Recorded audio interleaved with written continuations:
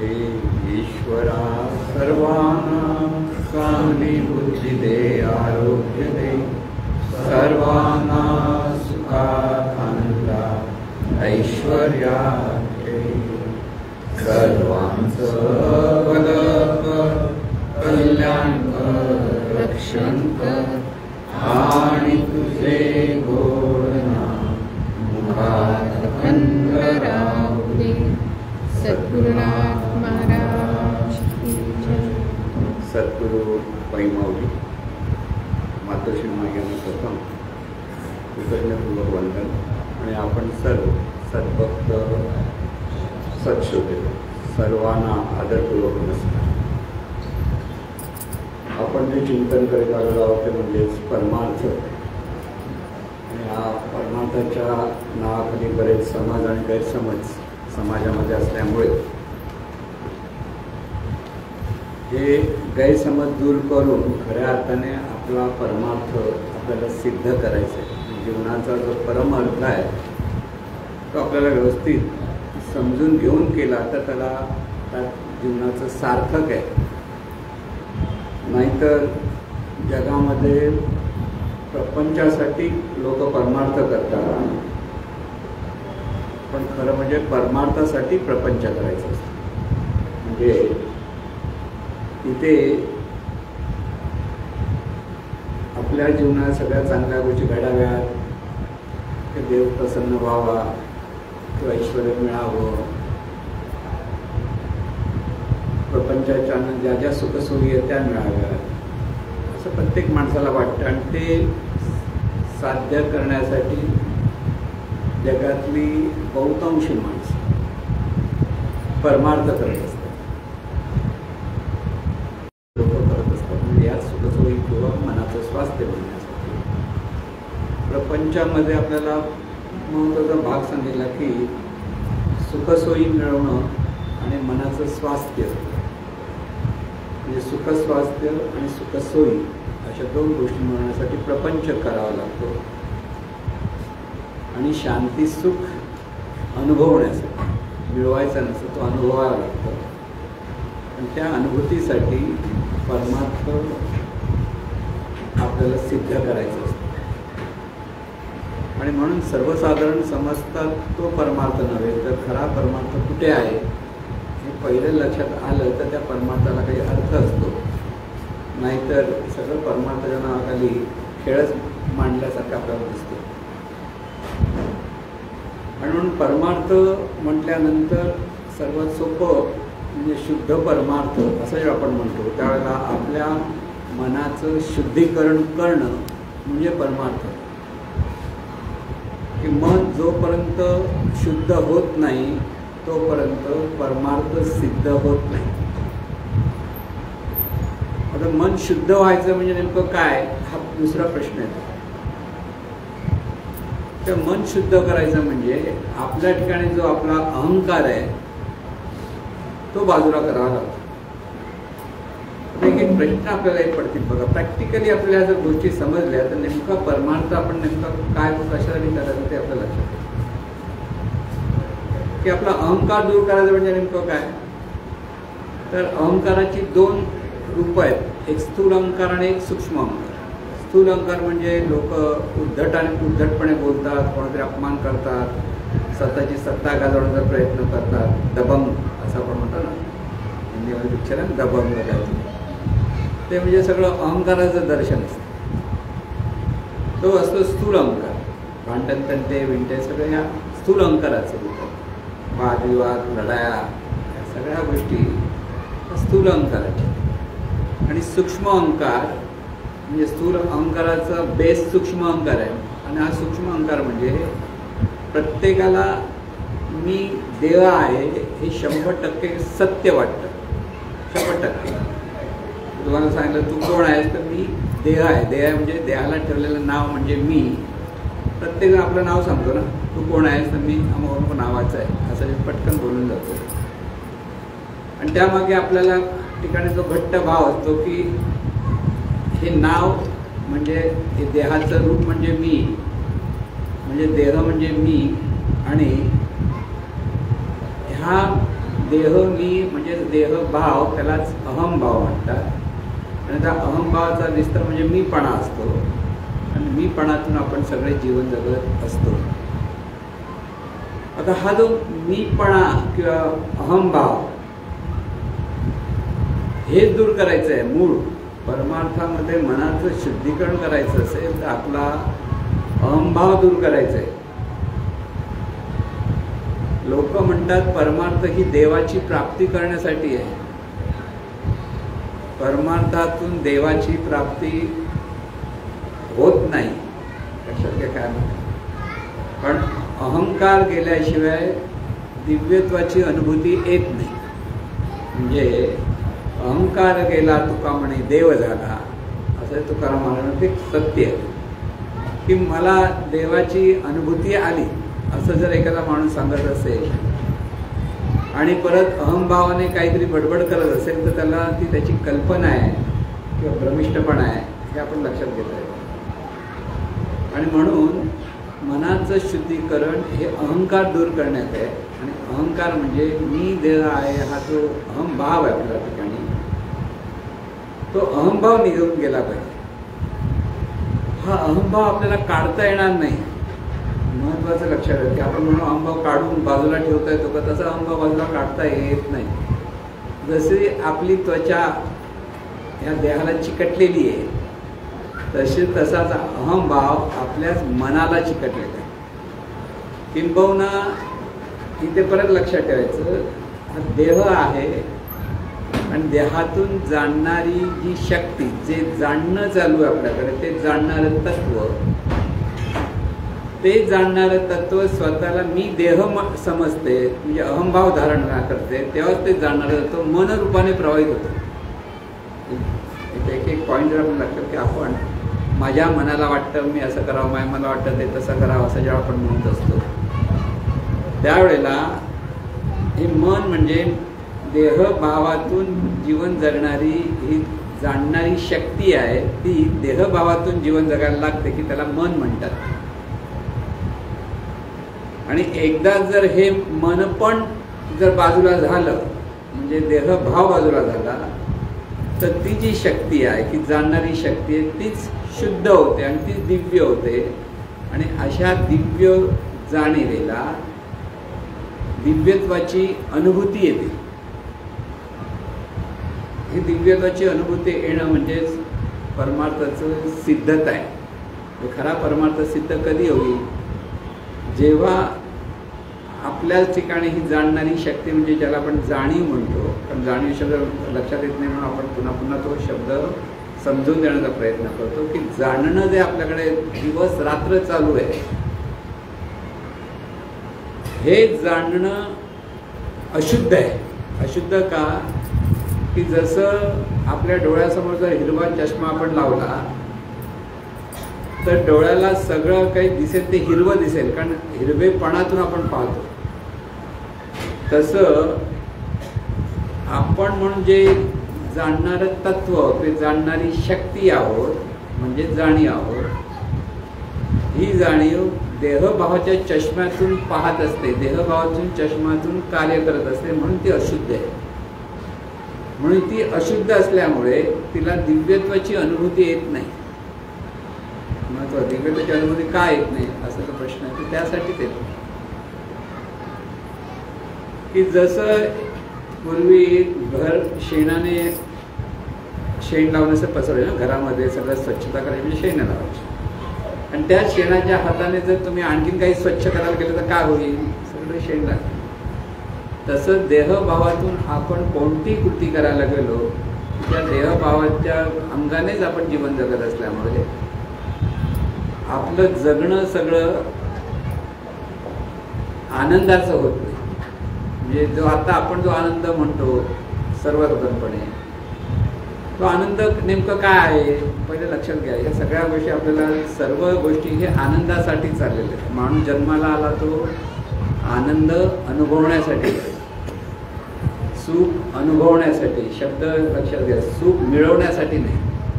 आनंद मिळवायचा नसतो सुख हे मिळवायचं नसतं तर सुख हे अनुभवायचं असतं किंवा आनंद हा अनुभवायचा आहे.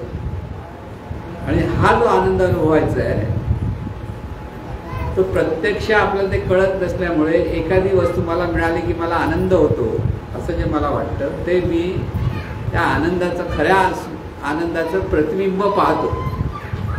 जसं आरशात आपण आपलं प्रतिबिंब पाहतो की नाही आणि आपणच आहोत असं आपल्याला वाटतं की नाही, ते प्रतिबिंब म्हणजे आपण. तसं ह्या ज्या सुखसोयी म्हणजे आता बघा मोबाईल ही सोय आपली, वाईट काहीच नाही, पण मोबाईल शिवाय आता जीवन जगता येईल का माणसाला? वाटत नाही. मोबाईल जरा 2 दिवस बाजूला ठेवा म्हटलं तर अगदी मनावर दगड ठेवून माणसं ते बाजूला ठेवतात. 10 वेळा परत हात त्या मोबाईलकडे जातो. का? की जसं काही श्वासोच्छवास आणि मोबाईल सारखा झाला, कळलं ना? म्हणजे हाताला मोबाईल लागत त्याच्यात झोप पण लागणार नाही, कळलं ना? मोबाईल हरवला म्हटलं तर झोप उडते सगळ्यांची. म्हणजे सोय आहे, पण त्या सोयीमध्ये आपण इतके गुंतून गेलो. आता मोबाईलशिवाय माणसं पूर्वी जगत नव्हते का? आरामाने आनंदाने राहत होते. त्यावेळेला आनंद का मोबाईलमुळे आनंद सोय आहे आणि सोयीमुळे उपयुक्त आहे, नाही असं नाही, पण ते हवीच असंही नाही. 2 गोष्टी लक्षात. हल्ली टी व्ही आहे तर लोकांना टाइमपास करायचा असेल नेमकं काय करतात? टी व्ही, व्हॉट्सॲप, मोबाईलवरती सगळं बघणं. त्यामुळे कुठेही बघा तुम्ही सगळ्यांचे माना कुठे असतात असे बघत असतात सगळे. म्हणून ते डॉक्टर लहानाने मस्त सांगितलंय पुढची पिढी अशी होणार. म्हणजे जन्माला बाळणं ते असे राहणार, कारण सगळ्यांची अशीच मान असल्यामुळे हा जो अनुवंशिकपणाचा जो नियम आहे त्या अनुवंशिकतेने पुढचे जन्माला येणार बाळ असं होणार. त्याला ते मोबाईल बघायला सोपं पडावं म्हणून, कळलं? म्हणजे इतकी सोयीच्या आहारी आपण जातो. लक्षात घ्या, सोय आहे, सोय हवी, सोय नको असंही नाही. म्हणजे गाडी हवी म्हणजे आपल्याला लवकर जायला, वेळ वाचायला पाहिजे, सगळं हवं. म्हणजे चालायचंच नाही असं नाही ना. आजच कालच आपण केलंय आपल्या याच्यासाठी मतदान देण्यासाठी होतं, तर एक टॅक्सी ड्रायव्हर तो असं भिंतीला धरून चालला. वयस्कर होते, ओळखीचे होते. काय म्हणून चलने का आदत गया आहे ना, इसलिए मैं ऐसा ऐसा चलता हूँ. युपीचा होता. म्हणजे चालायला त्याला सवय गेली म्हणतो, टॅक्सीतच बसून राहतो, जास्त उठतच नाही. म्हणजे कसं असतं, माणूस आपल्या नॉर्मल गोष्टीच विसरायला लागते, कळलं ना? की जेव्हा शेफ्टीची गरज राहिली नाही म्हणून आपल्या सगळ्या शेफ्ट्या गेल्या. चांगलं नाही तर शेफ्टीने आणखीन काहीतरी गडबड करत बसले असते. करतात ना लहान मुलाची चिमटी काढतात तर शेफ्टीने दुसऱ्या पुढे फटका मारला असता, असं केलं असतं, सगळं झालं. एखादी गेली ती बरी झाली. पण माकड ह्या योनीतून मनुष्य योनीमध्ये ज्यावेळेला हे परिवर्तन झालं त्यावेळेला शेफ्टी केली, कारण शेफ्टीची गरज राहिली नाही. जमिनीवर चालायला लागला ना, झाडा बिडा चढताना बॅलन्सिंग करताना शेफ्टीने पकडायला वगैरे ते उपयोगी होती, ती गेली. तसं जर आपण आपल्या ज्या नॅचरल गोष्टी सांभाळल्या नाहीत तर हळूहळू आपण तसेच होणार, आणखीन काहीतरी वेगळं होणार. आणि त्याला वाटतं हे कसं झालं, म्हणजे पुढच्या पिढीवर आपण नको त्या गोष्टी लादणार. लक्षात घ्या, पुढची पिढींना कळलं की हे असे वाकून म्हणून आमच्या मना खाली वागल्या टाकल्या, ते नेहमी दोष देणं, तुमच्यामुळे आमच्या मना अशा झाल्या. पण ते कळेल की न कळते वेगळी गोष्ट.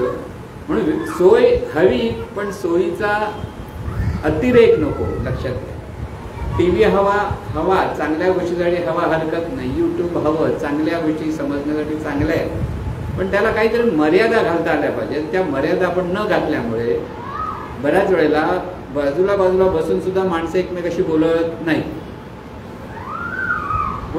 किती अगदी बाजूला असतात मित्र बघा, कुठेही जा, थोडा हॅलो करतील आणि आपला मोबाईल बघून सगळे मोबाईलमध्ये बघत हसत बसतील, पण समोरच्या माणसाकडे हसायला त्यांना वेळ नसतो.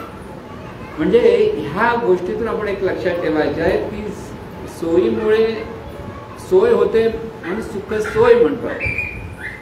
म्हणून प्रपंचामध्ये हे मिळवण्यासाठी पैसा हवा असतो म्हणून पैसा मिळवण्याचा प्रयत्न करतो. आता पैसा किती मिळवायचा, की आपलं सगळं आयुष्य खर्च करून पैसा मिळवण्यासाठी जर माणसं प्रयत्न करत असतील तर जीवनातला आनंदच घालून बसतात.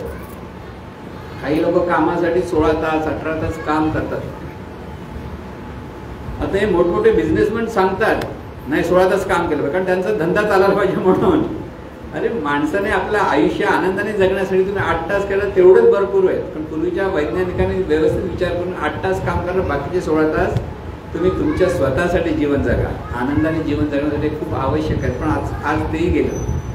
पूर्वी युनियन होतं, 8 तासापेक्षा जास्त आलं की ते युनियन तरी ओरडायचं. आणि युनियन वगैरे प्रकार कुठे गेला कोणाच ठाऊक, काय नियम वेगळे झाले, सगळं वेगळं. लक्षात घ्या. आणि त्यामुळे अगदी सुशिक्षित माणसं पण त्यांना घरी बोलायला वेळ नसतो. कारण घरी आलं नाही तर मोबाईल बघणार, नाही तर कामावर गेलो तर 16 तास करणार.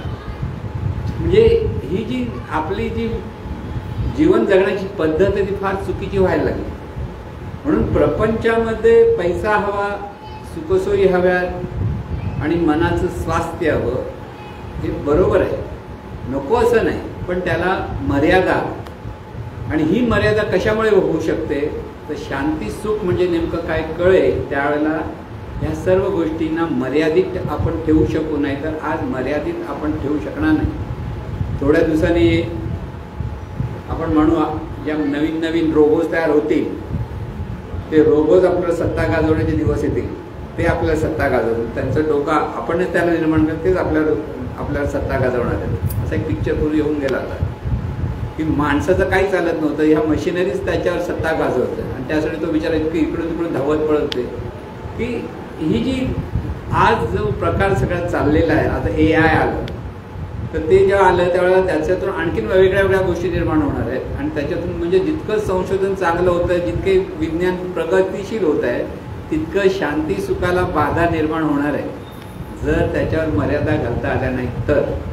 आणि म्हणून शांती सुख म्हणजेच आपल्या ठिकाणी असलेला जो हा मीपणा आहे. कारण सुखसोयी, मनाचं स्वास्थ्य ह्याला अधिष्ठान मीपणाचं आहे. लक्षात घ्या काय असतं. मला श्रीमंत व्हायचं आहे, म्हणजे मला म्हणजे कोणाला ह्या 10 रुपयाने मी जो आहे त्याला मला खूप श्रीमंत व्हायचं. आपण लहान मुलं पण ते शिकवतो, खूप मोठं व्हायचं तुला. शिकायचं म्हणजे काय, खूप पैसे मिळाले पाहिजे, नाही तर काय उपयोग तुझा. कळलं ना. डॉक्टर कशाला व्हायला पाहिजे, इंजिनियर कशाला व्हायला पाहिजे, किंवा वकील कशाला व्हायला पाहिजे. पूर्वी वकिलाला एवढे पैसे मिळत नव्हते, पण आता वकील म्हटलं तर तो किती चार्ज मारेल, तर डॉक्टर पण नाही मारू शकतो तर तो चार्ज मारतो. तासाला 5,000 पण सांगेल, 20,000 पण सांगेल.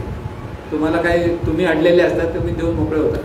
म्हणून शहाण्या माणसाने कधी कोर्टाची पायरी चढू नये म्हणतात ना, ती 100% खरं आहे. खरं सांगायचं कारण आपल्यासारख्या सर्वसाधारण माणसाला म्हणून भांडण तंट्याच्या भानगडीत पडायचं नाही. उगीच ते तासाला 5,000 रुपये, तास पण नाही, 10 मिनिटं जजच्या समोर उभं राहिलं की तो उभा राहिला जर जजच्या उद्याची तारीख तर याचे 10,000 20,000 लागू होतात, लगेच बिल येतं. तर मी अटेंड केलं कॉल. कळलं ना. मी डॉक्टरपेक्षाही ते महाग लागले त्यांनी. तर हा सगळा जो प्रकार आहे तिथे शांती सुख म्हणण्यासाठी स्वास्थ्य मनाचं हवं आहे. आता मनाचं स्वास्थ्य कशामुळे होतं, आपण जे आपल्याकडनं जे सत्कर्म करतो, म्हणजे चांगल्या गोष्टी जरी मीपणातून असलं तरी पण चांगल्या गोष्टी करण्याचा प्रयत्न करतो, लोकांचं भलं करण्याचा प्रयत्न करतो, कोणातरी उपयोगी पडतो. आणि ह्या भावनेतून जेव्हा आपण चांगलं कार्य करायला लागतो तेव्हा आपलं मन स्वस्थ होतं. आणि हे स्वस्थ मन म्हणजेच मनाचं स्वास्थ्य असतं.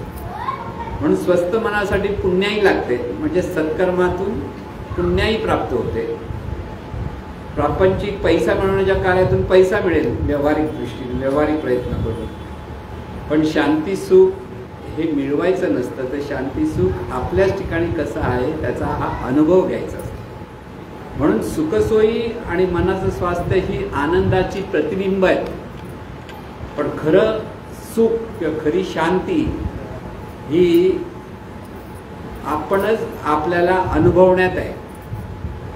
लक्षात घ्या. म्हणून परमार्थ हा धावपळ करण्याचा भाग नाही, किंवा काही न करणं हेच करणं, त्याला परमार्थामधला मार्ग म्हणतात. काही नाही करायचं आणि प्रपंचात बरंच काही करावं लागतं म्हणून तिथे धावपळ असते. परमार्थामध्ये खरी धावपळ नसते. म्हणजे 2 मार्ग आहेत, सूक्ष्म आहे.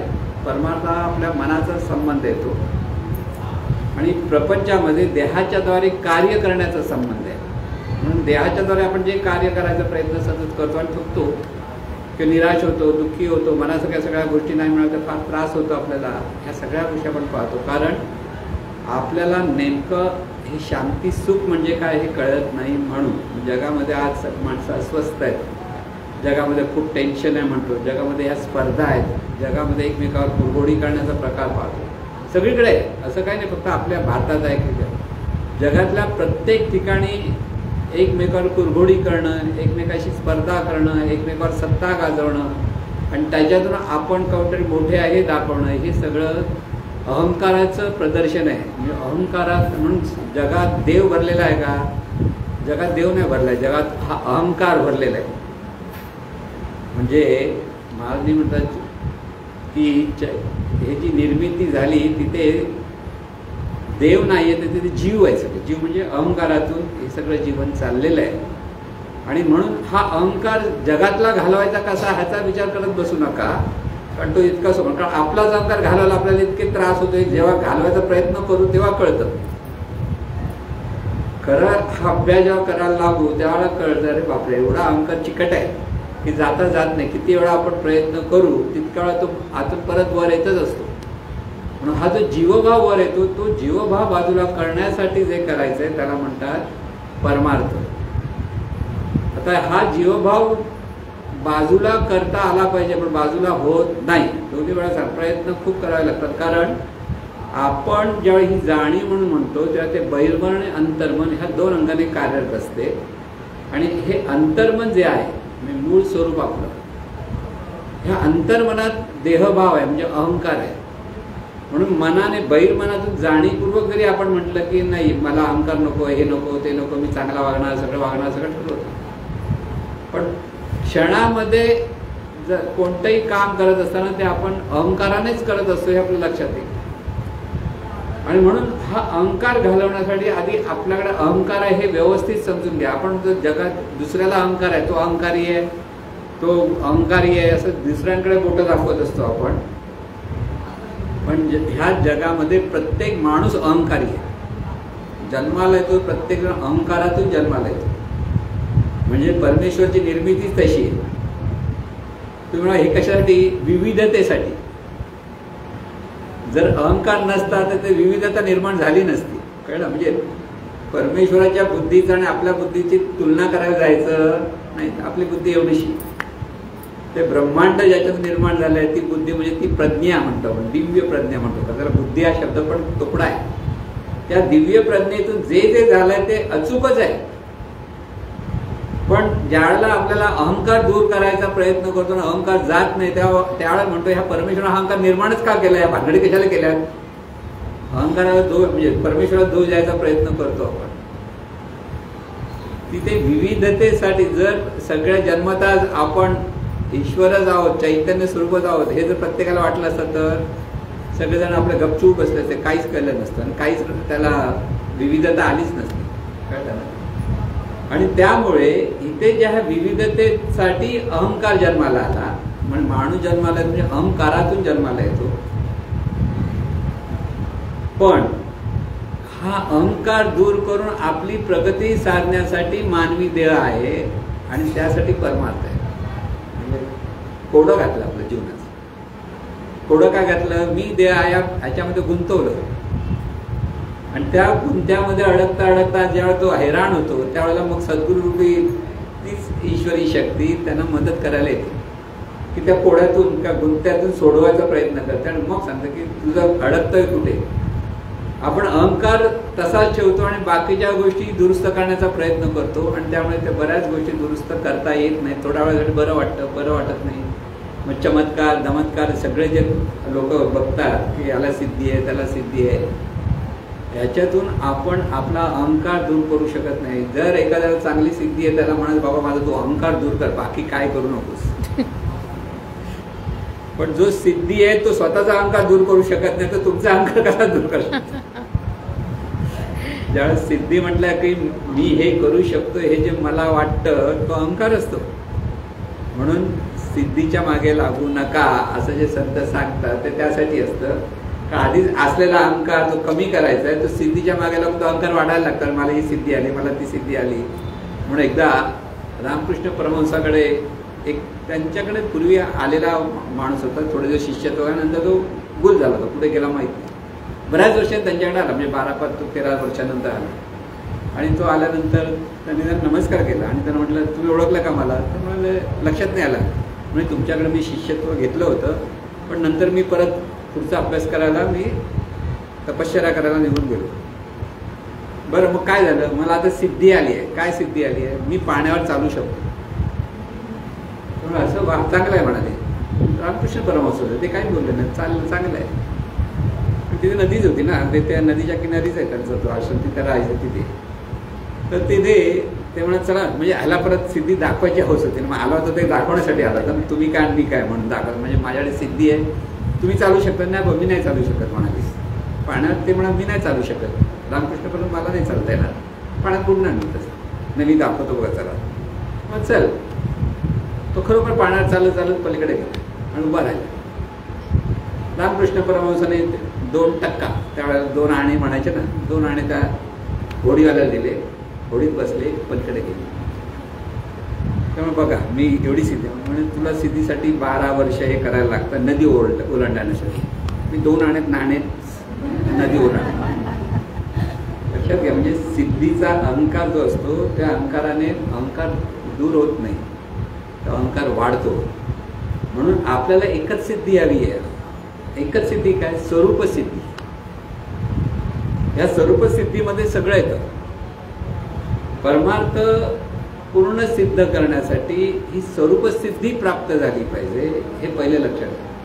आता ही स्वरूप सिद्धी म्हणण्यासाठी नेमकं काय? जिथे मी आहे असं जे मला वाटतं, देहाच्या अपेक्षेत मी माझं अस्तित्व ह्या जगामध्ये दाखवतोय सर्वांना, प्रत्येक म्हणजे पशु पक्षी सगळे. कुत्रा त्याच्या गल्लीमध्ये दुसरा कुत्रा आला की तो भुंकतो का? त्याचं अस्तित्व दाखवतो, बघ हे ही माझी जागा आहे, तू ते नाही यायचं. माणसंही तशीच करतात, हा माझा देश आहे, ह्या देशात समाज यायचं नाही बोलतो ना आपण. हे आमची जागा आहे, ही तुमची जागा आहे. आपल्या गावी पण आपण शेती भीतीवरनं पण सगळं करत असतो ना. कुठून आणली जमीन? तू जन्माला येण्यापूर्वी जमीन होती, तू काही निर्माण नाही केलीस, पण तरी पण होतं असो.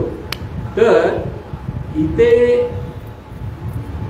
जो आपल्याकडे मीचं जे अस्तित्व आहे, मी अमुक आहे की हे मी ह्या नावाचं आहे, ते अस्तित्व खरं आपलं खरं नाहीये. खरं अस्तित्व आपण हे जाणणारं तत्व आहोत. सोप्या भाषेत लक्षात घ्या, जाणणारं तत्व म्हणजे त्याला आत्मतत्व, चैतन्य, ब्रह्म, परब्रह्म ही मोठी मोठी नाव आहेत. त्याच्यात ते कळणार नाही आपल्याला नेमकं काय. ब्रह्म म्हणजे काय कळत नाही, आत्मा म्हणजे काय कळत नाही. खरं सांगायचं तर लोक आत्मा म्हणतो, आपण आत्मा म्हणतो. लोक भूत म्हणायला की आपण भूत म्हणायला. भूतात्मा शब्द उलटा झाला, कळलं ना. म्हणजे भूत ज्याला विश्वास आहे तो भूतात्मा आहे तिथे म्हणतो, म्हणजे आत्म्याला भूतात्मा करून टाकलं. तर हे जाणणारं तत्व आहे प्रत्येक देहामध्ये. मग पशु असो, पक्षी असो, कीटक असो, जीवाणू असो, प्रत्येक सूक्ष्म जीव असला तरी ते जाणणारं तत्व आहे. आणि हेच जाणणाऱ्या तत्वाने आपल्या भोवती देहाची धारणा केलेली आहे. ती देहाची धारणा का केली? कारण त्या देहाच्या धारणेतून ती मुळात असलेली नेणीपूर्वक, म्हणजे नेणीपूर्वक म्हणजे जाणीवपूर्वक तिथे ज्ञात नसतं अशी अवस्था, म्हणजे झोपेची अवस्था. झोपेत जसे आपण असतो तशी ती अवस्था आपली आहे. काही करायचं, काही नाही करायचं, काही ठरवता येत नाही. पण झोपेमध्ये आपला श्वासोच्छवास चाललेला आहे, हृदयाभिसरण चाललंय, सगळंच चाललेलं आहे. म्हणजे तिथे कार्य करण्याची शक्ती आहे, प्रज्ञाशक्ती म्हणतात. ते बुद्धीचा कोणतीच गोष्ट येत नाही. झोपेत आपली बुद्धी चालत नाही, कारण तिथे गाढ झोपेमध्ये अहंकार नसतो. परमेश्वराने हे गिफ्ट दिली आहे झोप म्हणून, की तिथे थोडासा अहंकारचा बाजूला की तू शांत झोपतोस, कळलं की. पण मग एकदा म्हणाल मग बरं झालं, मग महिन्याच्या महिना झोपून जाऊया, तसंही ते शक्य नसतं. कारण तसं झोपलं तर माणूस वेडा होते. परमेश्वराने हे सगळं जीवन बॅलन्स कसं जगायचं हे शिकवलं आहे. तुम्हाला 8 तास झोप आहे तर 16 तास काम केलं पाहिजे. जागृती 16 तास आहे, 8 तास झोप आहे. हे कॅल्क्युलेशनच आहे. लोक ते कॅल्क्युलेशन चुकवतात तेव्हाही त्रास होतो. शरीर प्रकृती बिघडण्याचं कारण ते आहे की झोप पूर्ण होत नसेल आणि पूर्ण करत नसतील, लोक उगीच जागरण करत असतील, तर तिथे मनाची वृत्ती तामसी होते, चिडचिड होते माणसाच्या ठिकाणी बघा. आणि म्हणून नॉर्मल झोप कशी असली पाहिजे ते लक्षात घ्या. सकाळी 5 वाजता आपल्याला जाग आली पाहिजे कमीत कमी. 4 वाजता आली, 3 वाजता तर अधिक उत्तम, पण 5 वाजता तरी. आणि त्यासाठी मागे 8 तास मोजायचे आणि 8 तास तरी कमीत कमी व्यवस्थित, म्हणजे साधारण तरुण मुलांसाठी 8 तास, वय वाढायला लागलं की ती तास कमी कमी करायचे असतात. म्हणजे ती 40 किंवा 50 वर्षापर्यंत 8 तास, 60 वर्ष झालं की 7 तास, 70 वर्ष झाली की 6 तास, आणखीन वय झालं की 5 तास बास होते. आणि ती कॅल्क्युलेशन्स. आता आपण आपल्याला कशाला 60-70 वर्षाचा म्हणतो की 8 तास झोप घेता म्हणजे कळलं ना, की इथे प्रकृती चांगली राहिली पाहिजे. आणि म्हणून उगीच जागरण करत बसण्याचा जो स्वभाव आहे आज लोकांना, आज सगळीकडे बघा, मौज मजेच्या नावाखाली, पार्ट्याच्या नावाखाली किंवा काही गोष्टी टीव्हीवर बघण्याच्या नावाखाली आपण 11, 12, 1 याप्रमाणे जागत असतो. त्यामुळे आपलीच बायोलॉजिकल कंडिशन शरीराची बिघडतो आपण, आपल्याला लक्षात येत नाही. त्यामुळे प्रकृती बिघडत असते. आणि म्हणून ही जी प्रकृती बिघडते आणि त्यामुळे सगळं आपलं जीवन जगणं चुकीचं व्हायला. म्हणून पहिलं एक नॉर्मल जगणं कळलं पाहिजे की आपल्याला 10 वाजता बहुत मॅक्झिमम झोपायचं, 10 ते 8-18 म्हणजे सकाळी 6 वाजता आपल्याला उठता येईल. जर लवकर उठला तर आनंद आहे, पण झोप पूर्ण झाली पाहिजे. झोप अर्धवट ठेवायची नाही. झोप अर्धवट ठेवली की प्रकृती बिघडते. झोप जास्त घेतली तरी प्रकृती बिघडते. दोन्ही गोष्टी बॅलन्स पाहिजे. आणि म्हणून हे बॅलन्स ज्याचं त्याने ठरवायचं असतं की हे बॅलन्स जीवन जगायचं आहे. आणि त्यामुळे मन स्वस्थ राहतं. आता बघा, मन स्वस्थ म्हणजे झोप चांगली घेणं हे पुण्य आहे, झोप कमी घेणं हे पाप आहे. कारण मन स्वस्थ नाही ना, मनात स्वास्थ्य नाही मिळालं तर पुण्य केलं. मनाचं स्वास्थ्याला पुण्य पाहिजे असं जे आपण म्हणतो की. आणि म्हणून इथे हे जे मीचं जे अस्तित्व आहे ते देहाच्या अपेक्षेत जे आपण सतत समजत असतो त्याहून आपण वेगळे आहोत हे आपल्याला कळलं पाहिजे. त्याहून वेगळे आहेत. आता आपण एकमेकाला ओळखतोय, देहाच्या अपेक्षेत एकमेकाला ओळखतो. देहाच्या अपेक्षेत एकमेकांबद्दल आपण संवाद साधतो आणि त्याच्यातून एकमेकाचे गुणदोष समजून घेतो. प्रत्येकाकडे पाहताना आपल्याला सगळे चांगले गुण दिसतात का सगळ्यांचे? आपल्याला आधी त्याच्यात चुकीच्या काय गोष्टी आहेत ते पाहतो. अगदी लांबून दिसला तरी आपण म्हणतो अरे आज कपडे याचे बरोबर नाही. पहिला म्हणजे आपल्या मनाचं काही कपडे हा घालत नाही किंवा काही नाही घालत असं आपण म्हणत असतो. ते चांगले कपडे घालतो म्हणजे कपड्यावर ना मग शरीर प्रकृतीवर जातो, शरीर प्रकृतीवर मग बोलण्यावर जातो, बोलण्यातून त्याच्या गुणांवर जातो. हे सगळं ऑब्झर्वेशन आपण प्रत्येक माणसाकडे पाहताना करत असतो. कारण आपण सगळं अस्तित्व शरीराच्या अपेक्षेतच सगळ्यांचं समजून घेत असतो. आणि त्यालाच म्हणतो आपण अहंकारातून जीवन जगतो. आणि अहंकारातून जीवन जगतो आणि त्याप्रमाणे मनासारख्या गोष्टी घडत नाहीत म्हणून मग आपण दुःखी होतो, निराश होतो, टेन्शन घेतो, सगळं घेतो. आणि म्हणून सगळ्या ह्या अनिष्ट गोष्टींचं मूळ म्हणजे देहभाव आहे. लक्षात घ्या, देहभाव म्हणजेच अहंकार आहे, सूक्ष्म अहंकार. स्थूल अहंकार आपणच आपला घालवायचा असतो आणि सूक्ष्म अहंकार सद्गुरू घालवत असतात ज्ञानातून. सद्गुरू जे ज्ञान देतात त्या ज्ञानातून आपण प्रयत्न करायचे. परत प्रयत्न आपणच करायचे. सद्गुरू घालवता म्हणजे आपण गपचूप असेल सद्गुरू झाडू मारत बसतील नाही अहंकार घालवायला, तसं नाही.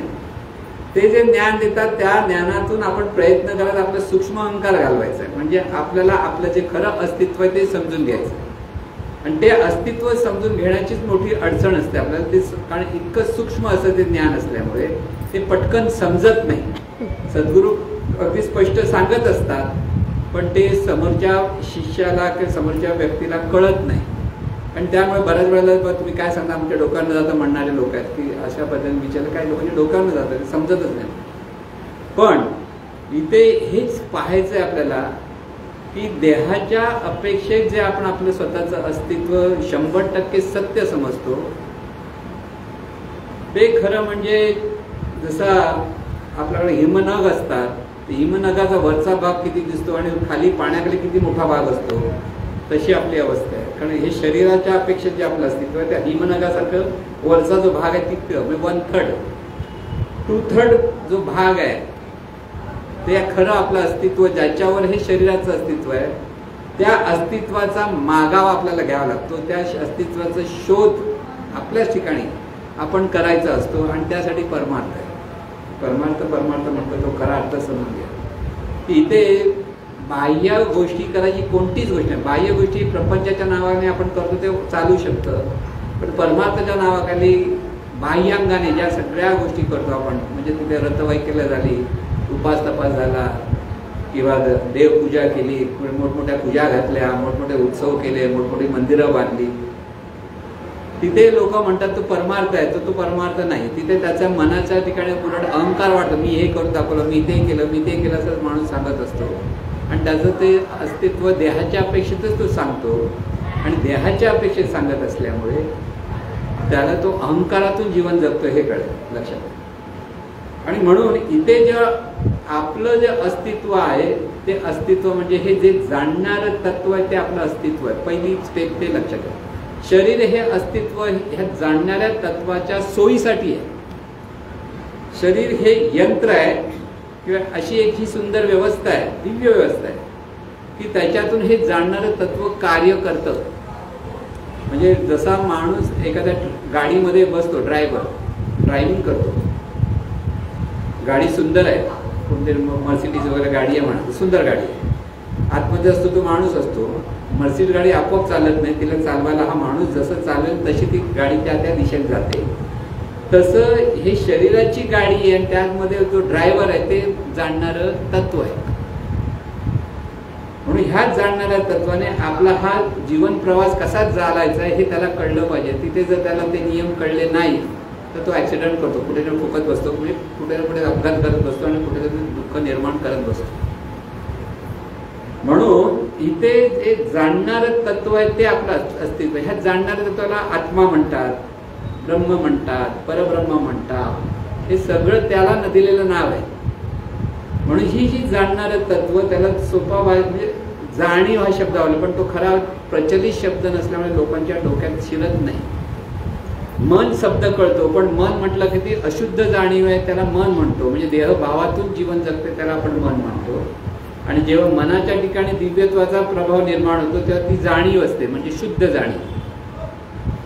त्यालाच आपण शुद्ध जाणीवेला आत्मा हा शब्द वापरला. म्हणजे आत्मा म्हणजे काय ते लक्षात येईल आपल्याला. आत्मा म्हणजे मी, संस्कृत शब्द आहे तो आत्मा.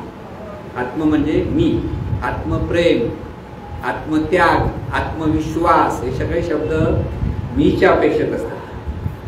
पण हा जो आत्मा आहे ही शुद्ध जाणीव ह्या अपेक्षेत आहे. आत्मतत्व ज्याला म्हणतात ते आत्मतत्व म्हणजे ती शुद्ध जाणीव, म्हणजे ते जाणणारं तत्व म्हणजे मी आहे. आता हे कळलं तरी वागायचं कसं हे कळत नाही. मी जर जाणणारं तत्व आहे हे जर मला कळलं तर मी आता पुढे काय करायला पाहिजे.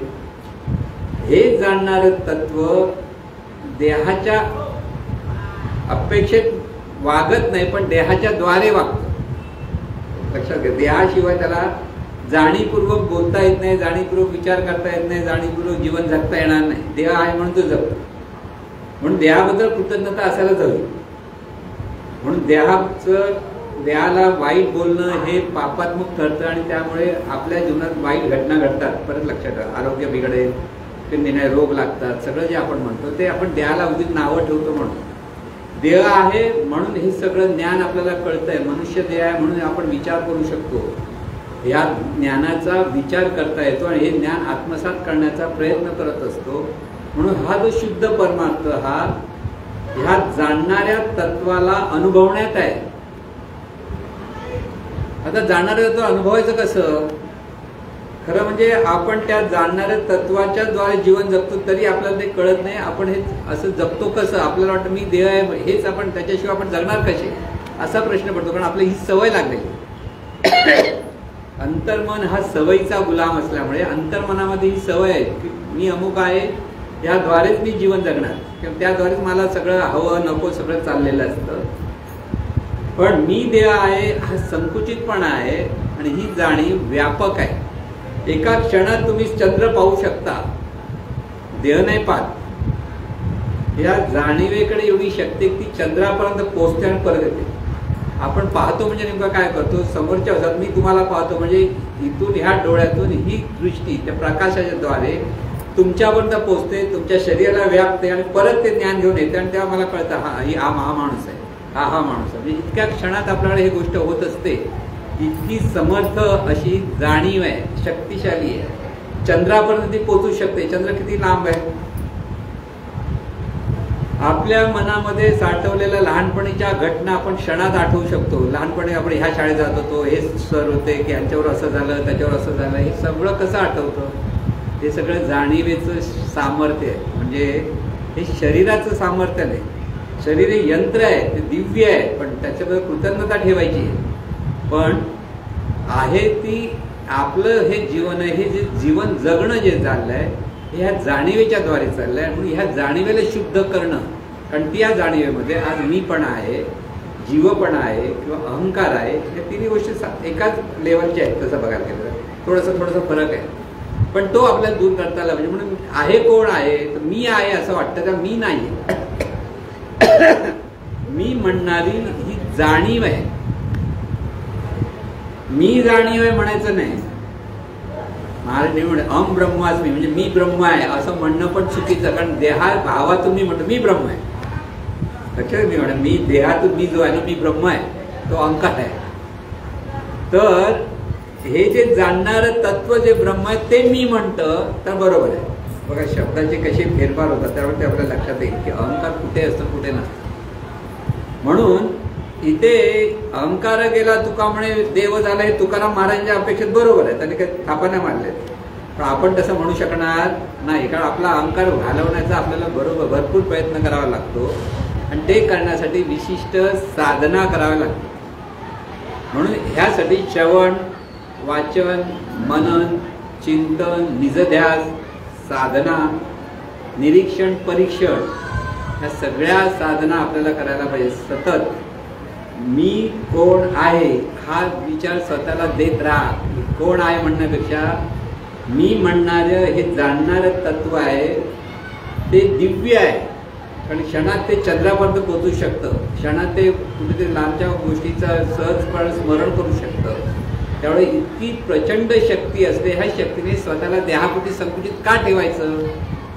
तर ह्या देहाच्या द्वारे जाणीवपूर्वक प्रत्येक गोष्ट करताना त्या जाणीवेला शुद्धीकरण करण्यासाठी मी म्हणणारं हे जाणणारं तत्व आहे, ही ईश्वरी शक्ती आहे, ही दिव्य शक्ती आहे, हा बोध आपणच आपल्याला देत राहायला पाहिजे. लक्षात मी अमुक तमुक म्हणजे हे खरं नाहीये, तर हे जाणणारं जे तत्व आहे तेच सत्य आहे. आणि हे जाणणारं तो प्रत्येकाच्या ठिकाणी, म्हणून सर्वत्र देव भरलेला आहे म्हणतात संतती. त्यासाठी मुळात ही जी जाणीव ही दिव्य आहे, पण ती स्वतःला जीव म्हणते म्हणून ती अहंकारी झाली आणि तिथे जीवभाव आला. जर ह्या जाणीवेने मी देह आहे हे बाजूला केलं, मी म्हणजे देह नव्हे हे स्वतःला स्पष्ट समजून घेतलं, देह नव्हे तर कोण आहे? जाणणारं तत्व. डोळ्यातून कोण पाहतं? हे जाणणारं तत्व पाहतं. कानातून कोण ऐकतं? जाणणारं तत्व ऐकतं. हातापायचं चालतं कोण? विचार कोण करतं? जाणणारं तत्व करतं. मग हे जाणणारं तत्व कसं आहे? ते व्यापक आहे, अतिशय तिथे शक्तिशाली आहे. की हा जाणणाऱ्या तत्वाचा अनुभव जेव्हा स्वतःच आपण आपला घेतो तेव्हा तिथे शांती सुख प्राप्त होते. म्हणून त्यासाठी साधनाची आवश्यकता असते. म्हणजे साधना आपण म्हणतो की त्यासाठी ती साधना म्हणजे पाहावे आपणासी आपण या नाव ज्ञान, असं जे रामदास स्वामी सांगतात. की अगदी निसर्गदत्त आय एम दॅट. म्हणजे गंमत अशी आहे, निसर्गदत्त महाराजांनी मराठीत सगळं सांगितलं, ट्रान्सलेट करून कुठच्या त्या बाहेरगावच्या चांगल्या साधकाला त्यांनी सांगितलं. त्या साधकाने इंग्लिशमध्ये पुस्तक लिहिलं आणि ते भारतात आलं आणि मग म्हणलं अरे वा एवढं छान आहे ज्ञान. पण बाहेरून आलं म्हणून आम्हाला अप्रूप वाटतं. खरं होतं कुठे? निसर्गदत्त महाराज तिथे जे सांगितलं तेच, पण ती भाषा आता त्या म्हणजे ज्याने त्याचं इंग्लिशमध्ये भाषांतर करून सांगलं तो तितकाच हुशार असला पाहिजे. कारण निसर्गदत्त जे बोलतात त्याचा खरा बोध तो माणूस त्या समोरच्या इंग्लिशमध्ये सांगणाऱ्या माणसाला सांगत होता, बोलणाऱ्या. आणि त्या इंग्लिश माणसाचं कौतुक त्याने ते बरोबर समजून घेतलं आणि त्याने पुस्तक लिहिलं आय एम दॅट. आणि मग मराठी ट्रान्सलेशन झालं. कळलं ना? म्हणजे आपल्याला ही गोष्ट कशी आहे ते कळतच नाही. पण इथे निसर्गदत्तांचं जर तुम्ही पाहिलं चरित्र, त्यांना त्यांच्या सद्गुरूंनी तत्वमसी सांगितलं. त्यांचे सद्गुरू म्हणजे सिद्धरामेश्वर. त्यांचा सहवास त्यांना जास्त दिवस मिळाला नाही, पण त्यांनी फक्त ते तत्व म्हणजे जे ते परमेश्वर म्हणून जे म्हणतोस तू, ज्यात ते कळत नाही काही नाही, ते तुझ आहेस, ती शक्तीच तुझ्यातून प्रवाहित आहे. थोडक्यात सोप्या भाषेत ती शक्ती प्रत्येकाच्या देहातून प्रगट आहे.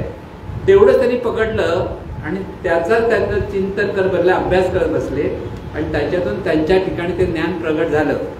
बघा, हे होऊ शकतं, पण त्याच्यासाठी अट्टहास पाहिजे. तुकाराम महाराजांकडे जसा होता किंवा रामदास स्वामींकडे होता, जसं निसर्गदत्त महाराजांकडे, की ह्या सगळ्या गोष्टीतून आपल्याला आपली स्वतःची ओळख झाली पाहिजे. हे बेसिक लक्षात द्या. परमार्थाचं हे बेसिक आहे, पाया, पहिली स्टेप. मी कोण आहे. आता हे मी कोण आहे ह्यासाठी तुम्हाला भजन करायला पाहिजे का, गाणी म्हणायला पाहिजेत का, आरत्या करायला पाहिजेत का? नाही. तुमच्याशी संवाद साधता आला पाहिजे. आपण कोण आहोत, उठल्या लक्षात द्या. तुम्ही कोण आहात विचारा स्वतःला. उठलास कसा? आपण उठवलं. उठला नाहीस तर झोपलाच नसता. जर तुम्हाला सांग तुम्ही आता उद्या सकाळी उठणार नाही, देहभावातला माणूस झोपू शकत नाही. अरे बापरे, मी उठणार नाही तर झोपू कसा? एक सकाळ घाबरून उठायला लागेल, डुलकी लागली परत घाबरून उठेल. कळलं ना? पण ही शक्ती अशी आहे की जेव्हा तिला ठरवायचं त्याप्रमाणे त्या शक्तीकडे या सगळ्या गोष्टी घडतात. म्हणून त्या शक्तीवर श्रद्धा ठेवा, म्हणून त्याला आत्मश्रद्धा हा शब्द वापरला. म्हणून बहिर्मनाची अंतर्मनावरती प्रचंड श्रद्धा पाहिजे की दिव्य शक्ती आहे आणि ह्या दिव्य शक्तीच्या द्वारे सगळं जीवन चाललेलं आहे. मी ठरवतो त्याप्रमाणे जीवन सगळं चाललेलं आहे खरं नाही. ह्या दिव्य शक्तीचा ज्यावेळेस साथ मिळते तेव्हाच तुम्ही त्या जीवनात चांगल्या गोष्टी मिळवू शकता. आणि म्हणून प्रपंचातल्या ज्या सुखसोयी मिळवायच्या असतील किंवा मनाचं स्वास्थ्य मिळालं पाहिजे, तर आधी शांती, सुख म्हणजे या शक्तीचा जर अनुभव असेल, त्या सगळ्या गोष्टी तुम्हाला मिळतात, तिथे सर्व सुख मिळतं. म्हणून रामदास स्वामी जे म्हणतात ना, जगी सर्व सुखी असा कोण आहे, विचारी मना तूची शोधून पाय. लोक म्हणतात, रामदास स्वामी म्हणतात कोणाच सुखी नाही असा अर्थ लावतो. तसं नाहीये.